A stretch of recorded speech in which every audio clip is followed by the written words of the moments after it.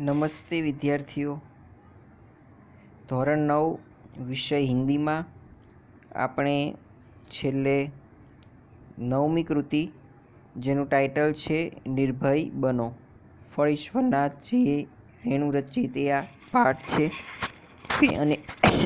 અને તેની અંદર એક પ્રિયોદાનું પાત્ર આવે છે અને એક ઉપન્યાસનો એક નાનકડો અંશ છે. કિતને ચોરાહે નામના 7મા પ્રકરણમાંથી એ આ ઉપન્યાસનો એક અંશ એ લેવામાં આવેલો છે અને તેની અંદર સરસ મજાનો આપણે એ પ્રિયોદાનું પાત્ર જોયેલું કે પ્રિયોદા એક મેટ્રિકની અંદર અભ્યાસ કરતો એક વિદ્યાર્થી છે અને એની આખી ટીમ, એની આખી ફોજ, ટુકડી, એનું દલ એવો શબ્દ અહીંયા વાપરેલો છે. એ મુઠિયા વસૂલ કરના એટલે કે એનું એક કાર્ય કરે છે જેમાં ઘરે ઘરેથી અનાજ એ વસૂલ કરે છે અને એ અનાજ એ સાધુ સંતો માટે એકત્રિત કરે. જે વ્યક્તિ બીમાર હોય તો એ બીમાર વ્યક્તિની પણ એ મદદ કરે છે. તો આ રીતે તમને સરસ મજાનો અહીંયા ઉપન્યાસ અંશ એ આપવામાં આવેલો છે. આપણે 2 પેજ એ જોયેલા, તેનાથી આગળ એ આપણે ચર્ચા કરવાની છે. લગભગ થોડું આપણે કરીશું એટલે આ પાઠ પૂરો થઈ જશે. ત્યારબાદ આપણે સ્વાધ્યાયના પ્રશ્નો પર જઈશું, સ્વાધ્યાયના પ્રશ્નોની ચર્ચા કરીશું. प्रियोदा ने कहा मोना डरता है मैं उसे पहुंचा दूंगा તું ઘર જા કાલુ. હવે બધા જ જે વ્યક્તિઓ હતા એની જે ટુકડી આખી છે, સેના, ફોજ, એનું દલ, એ હવે એકાબીજાથી છૂટા પડતા હતા તેવું આપણે છેલ્લે જોયેલું. અને જે મોના નામનો જે મોના મનમોહન જે પાત્ર છે તેની સાથેનો થોડો સંવાદ એ અહીંયા આપેલો છે. તો એ મોના મનમોહન પણ હવે ઘરે જાય છે ત્યારે પેલો પ્રિયોદા કહે છે કે મોના એ કદાચ ડરે છે, બરાબર, એટલે કે હું એને ઘરે પહોંચાડી દઈશ એવું પ્રિયોદાએ જણાવે છે. મેં ઉસસે પહોંચા દૂંગા તું ઘર જા કાલુ, બરાબર, કાલુને ઘરે જવાનું કહે છે કે તું ઘરે જા, હું એને ઘરે સહી સલામત પહોંચાડી દઈશ. રાસ્તે મેં પ્રિયોદા ચૂપ રહે, બરાબર, રસ્તામાં જે પ્રિયોદા હતા એ ચૂપ હતા. એક સૂની જગહ પર આકાર રૂક ગયે, બરાબર, એક સૂની એટલે કે એક સુમસાન જગ્યા હતી ત્યાં આવીને એ ઊભા રહ્યા. સડક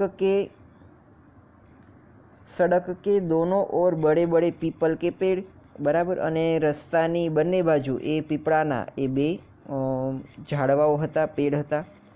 દો ઓર બહુત દૂર તક ખંડહર ઓર મેદાન, બરાબર, અને બંને બાજુ આમ દૂર દૂર સુધી એ મેદાન જ હતું.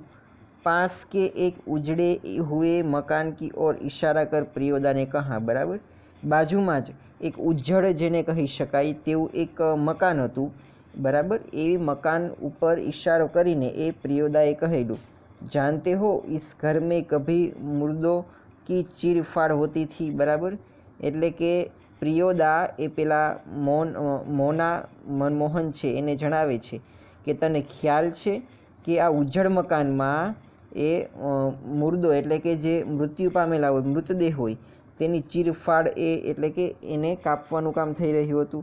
પોસ્ટમોર્ટમ હાઉસ થાય હોય એટલે કે એ પોસ્ટમોર્ટમનું, જ્યાં વ્યક્તિનું પોસ્ટમોર્ટમ કરવામાં આવે છે, બરાબર, એ ઘર હતું ત્યાં.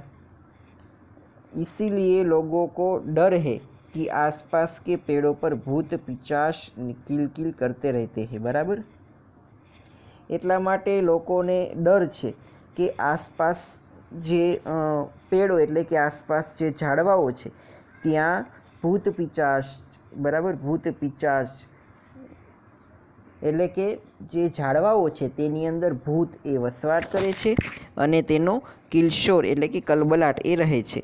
મેદાન મેં પ્રેતનિયા નાચતી હે એટલે કે પ્રેત જેને કહેવાય, તો મેદાનની અંદર એ પ્રેતો નાચે છે. સંતાલિયા કી તરહ ઝૂડ બાંધ કર, બરાબર, એકાબીજા સાથે એ લોકો ત્યાં બાંધે જે ભૂત પ્રેત છે એ ત્યાં મેદાનમાં ઝઘડો કરે છે અને પેડ ઉપર વસવાટ કરે છે. ક્યો ડરને લગા, એટલે કે હવે પ્રિયોદા એ પૂછે છે પેલા મોનાને કે શું તું ડરવા લાગ્યો? બરાબર.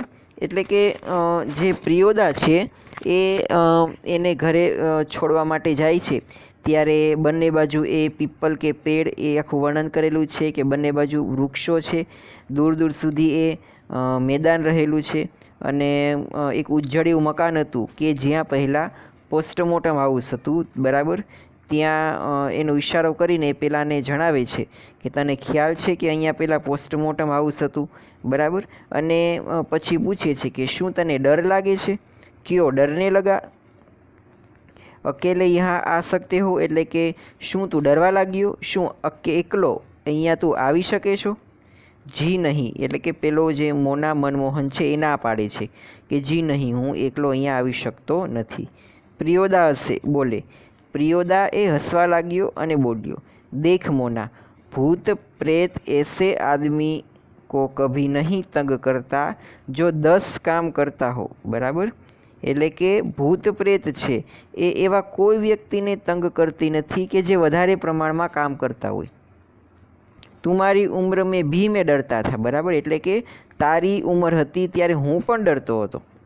मेरे गुरु महाजन ने मुझसे हंसकर कहा कि 10 का काम करने वाले तो खुद भूत होता है. बराबर.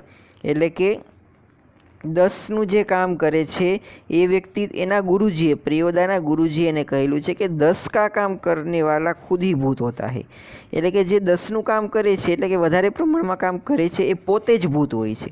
એટલા માટે એને ભૂત કે પ્રેત એ નડતા નથી.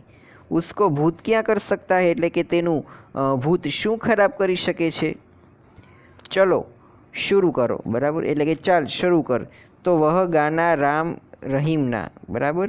એટલે કે જે પેલું રામ રહીમનું ગાવાનું ગાતો હતો મોના મનમોહન, એને એ ગાવાનું એ શરૂ કરવાનું કહે છે. मनमोहन गाने लगा, राम रहीम ना जुदा करो भाई, दिल को सच्चा रखना, जी ही ई. बराबर.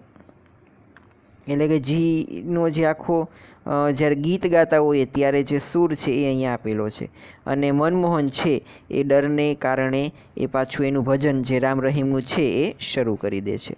તો આ સાથે એ અહીંયા તમને આ પાઠ એક ઉપન્યાસ અંશ છે એ પૂરો થાય છે. તો હવે વાત કરવી છે કે આપણો જે આ પાઠ એ અહીંયા આ તબક્કે પૂરો થાય છે. હવે આપણે શબ્દાર્થ અને મુહાવરા જોઈને સ્વાધ્યાયના પ્રશ્નોની ચર્ચા કરવાની છે. તો શબ્દાર્થ તો આપણે જે પાઠ જોઈ લો એના ઉપરથી જ આપેલા છે એટલે કંઈ એમાં સમજાવવાની કે મુહાવરામાં પણ સમજાવવાની જરૂરિયાત નથી. છતાં પણ આપણે મુહાવરા ઉપર એક નજર ફેરવી લઈએ. મુઠિયા વસૂલના किसी नेक काम के लिए मुट्ठी भर अनाज की भीख मांगना. बराबर. એને કહેવાય છે મુઠિયા વસૂલના. ભલા ચંગા એટલે કે સ્વસ્થ. सिर से पैर तक देखना એટલે કે ભલી ભાતી દેખના. મહીન બાત એટલે કે સૂક્ષ્મ બાત. પછી આવે છે જે સ્વાધ્યાયના પ્રશ્નો. બરાબર. તો હવે આપણે આ સ્વાધ્યાયના પ્રશ્નોની ચર્ચા કરીશું. પહેલો પ્રશ્ન આપેલો છે, प्रियोदा के दल के सदस्य शनिवार की शाम को कहाँ पर एकत्र होते हैं? तो प्रियोदा के दल के सदस्य शनिवार की शाम को परमान नदी के पास उस पार बालूचर में मिलते हैं. बालूचर नामનું જે સ્થળ છે ત્યાં દર શનિવારની રાત્રે એ પ્રિયોદાના દલના સદસ્યોએ મળે છે. સ્કૂલ की छुट्टी के बाद सभी सदस्य मिलने पर क्या करते हैं? એટલે કે એ રાત્રે મળીને એ શું ચર્ચા કરે છે? તો સ્કૂલ કી છુટ્ટી કે બાદ સભી સદસ્ય મિલને પર રવિવાર કા પ્રોગ્રામ તય કરતે હૈ. બરાબર. કે રવિવારે શું કરવાનું છે એ નક્કી કરે છે. मनमोहन ने प्रियोदा के पहले प्रश्न के उत्तर में किस भारतीय महापुरुष का नाम दिया? तो एना उत्तर में आवशे महात्मा गांधी. पक्षी को किसने गोली मारी थी? तो पक्षी को सब डिप्टी साहब ने गोली मारी थी. प्रियोदा के मुंह से हाल्ट क्यों निकला? जब इब्राहिम ने शाला शब्द बोला तो उससे चेतावनी देने के लिए प्रियोदा के मुंह से हाल्ट शब्द निकला। सड़क के दोनों ओर किसके वृक्ष थे? तो सड़क के दोनों ओर पीपल के बड़े बड़े वृक्ष थे।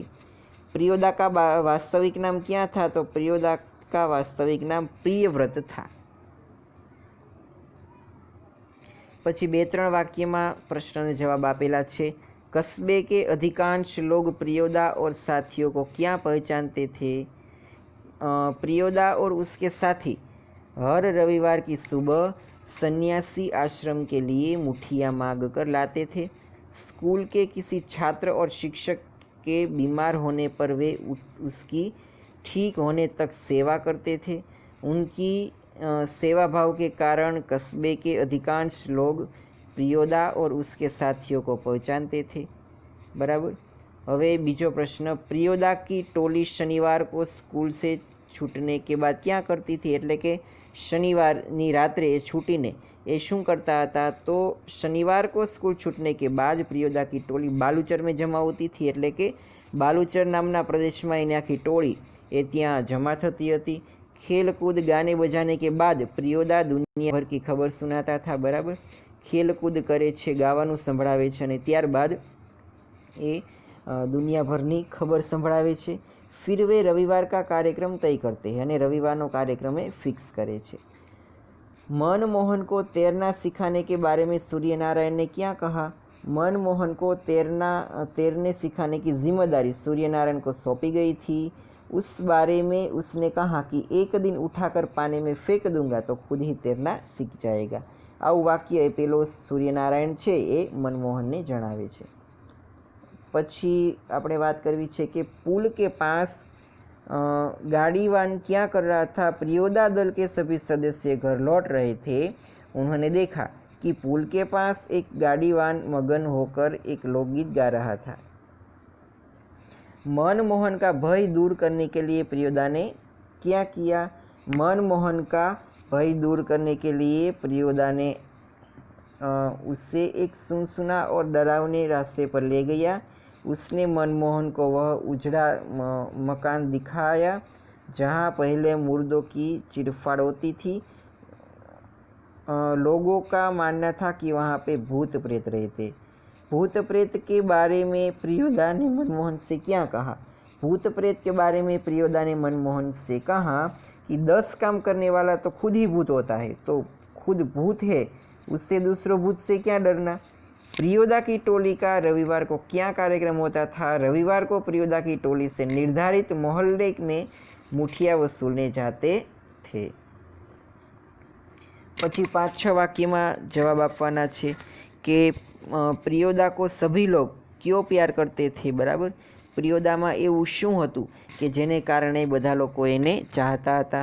તો પ્રિયોદા જે કાર્ય કરી રહ્યો હતો એટલે કે દર શનિવારની રાત્રે એ એના દલ સાથે એ ભેગો થાય બાલુચર નામના એક વિસ્તારમાં અને ત્યારબાદ એ મુઠિયા વસૂલને કા કામ એટલે કે ઘરે ઘરે જઈને એ અનાજ વસૂલ કરે અને જરૂરિયાતમંદ લોકોને એ અનાજ પૂરું પાડતો હતો। સાધુ સંતોને એ અનાજ પૂરું પાડતો હતો, તેની બાજુના આશ્રમના સાધુ સંતોને। અને એ ઉપરાંત જે વ્યક્તિને સહાયની જરૂર હોય, કોઈ વ્યક્તિ બીમાર હોય તો તેને પણ એ મદદ કરતો હતો। તો આમ એટલા માટે એ બધા લોકો એને ચાહતા હતા। પછી બીજો પ્રશ્ન આપેલો કે પ્રિયોદા કે દલ કે 3 સદસ્યો કે નામ બતાય। તમારે પ્રિયોદાના દલના કોઈ પણ 3 સદસ્યોનું નામ જણાવવાનું છે અને એના વિશે થોડા થોડા વાક્યો લખવાના છે। તો તમે જે નારાયણ, સૂર્યનારાયણ છે, મનમોહન એ વગેરે વગેરે, ઇબ્રાહિમ વગેરે વિશે તમે લખી શકો અને એના વિશે થોડું તમારે એ અહીંયા લખવાનું છે। प्रियोदा की टोली कौन कौन से सेवा कार्य करती है? એટલે કે પ્રિયોદાની ટોલી એ કયા કયા સેવા કાર્યો કરે? તો એમાં જે મુઠિયા વસૂલવાની આખી વાત છે તમારે કરવાની છે। એ ઉપરાંત જે કોઈ વ્યક્તિ બીમાર હોય તો એને મદદ કરે છે એની પણ વાત કરવાની। જો કોઈ શિક્ષકને એની તબિયત સારી ન હોય તો એ ત્યાં હાજર થઈ જાય છે। બરાબર। આ બધી વાત તમારે આ પ્રશ્નમાં કરવાની છે। मनमोहन को तैरना सिखाने की जिम्मेदारी किसे सौंपी गई? तो जे सूर्यनारायण हतो एने एनी जिम्मेदारी सौंपवामां आवी हती। बराबर। अने ए बहु सारुं एवुं तरवानुं ए जाणतो हतो। इब्राहिम ने किस बात के लिए माफ़ी માંગી, બરાબર. ઇબ્રાહીમથી જે ભૂલ થયેલી હતી, જે અપશબ્દ બોલેલો હતો તેના માટે તેણે એ માफ़ી માંગી. છેલ્લો પ્રશ્ન, अपशब्द न बोलने के बारे में क्लब ने क्या नियम बनाया था? तो एने जे नियम बनावेलो હતો તેની આપણે પાઠમાં ચર્ચા કરી, એ તમારે ત્યાં લખવાનું છે કે આ પ્રકારનું વર્તન એ ન કરવું જોઈએ, અને જો એ પ્રકારનું વર્તન કરવું હોય, બરાબર, તો એણે એ ક્લબને છોડી દેવું જોઈએ. આવો પ્રકારનો નિયમ એ બનાવવામાં આવેલો હતો. તો મિત્રો, આપણે અહીંયા સુધી આ પાઠને રાખીએ છીએ. તમામ આપણે સ્વાધ્યાયના પ્રશ્નો જોયા, અને હવે આપણે આજના હોમવર્કની વાત કરીએ તો તમારે અત્યારે જે એક્ઝામ ટૂંક સમયમાં આવશે તે માટે આપણે હોમવર્ક કંઈ આપતા નથી, પરંતુ તમને જે અસાઇનમેન્ટ આપવામાં આવેલું છે, જે તમે સ્કૂલમાંથી મેળવેલું છે, એ અસાઇનમેન્ટમાંથી જે શરૂઆતના 10 પ્રશ્નો છે, બરાબર, શરૂઆતના 10 પ્રશ્નો એ મારા બધા વિડીયો જોઈને તમે આ રીતે બુક્સ જે આપણે સ્લાઇડ બનાવી છે એમાં મળી જશે તમને. તો શરૂઆતના 10 પ્રશ્નો એ તમારે એક વખત હોમવર્કમાં લખીને મોકલાવવાના છે, બરાબર. તો આજનો લેક્ચર અહીંયા સુધી રાખીએ. તમારું હોમવર્ક એ અસાઇનમેન્ટના પ્રથમ 10 પ્રશ્નોનું રહેશે.